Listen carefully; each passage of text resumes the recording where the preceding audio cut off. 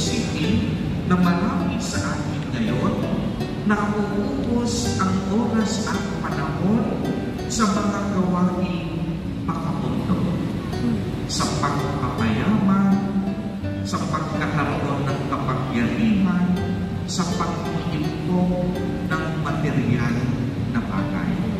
Alam nyo, walang masama dito.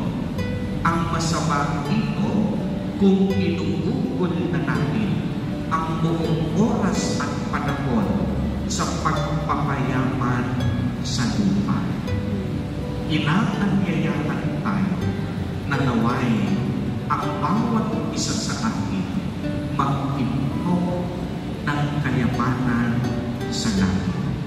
Sa paanong paraan, kung ikaw ay may kayamanan, may kapangyarihan, gamitin mo sa tama at ibahagi mo. Tiyak iyon ng iimpukan ng kayamanan sa langit. Sa paanong paraan pa, magmahal gaya ng pagmamahal ni Jesus Nazareno. Lagi ko ngang ibinabahagi ang buhay natin sa lupa, panandalian lamang. Lahat tayo pamamatay. Lahat tayo magpapaalam sa mundong ito. Kaya nga kung anong naganap kay Jesus Nazareno, ayon sa laki ng ating pananampalataya at pag-ibig, ay magaganap din sa ating buhay. Kaya masasabi natin na ang kamatayan ay hindi ang huling hantungan ng tao. Kung hindi ang kamatayan ay pagdaraanan lang ng tao. Dahil naniniwala tayo, kagaya ni Jesus Nazareno, tayo ay mabubuhay na pag-uli. At hindi lang basta mabubuhay, kagaya ni Jesus Nazareno, sa mga taong gumagawa ng tama at mabuti, tayo rin ay aakyat at maniniraman sa tunay nating tahanan, at yan ay ang langit.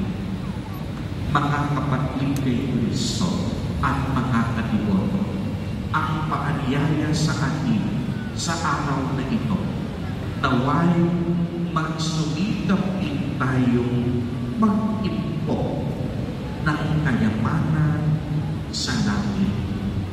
Ang yaman, karagyaan, kapangyarihan, hindi magdadala sa atin sa langit.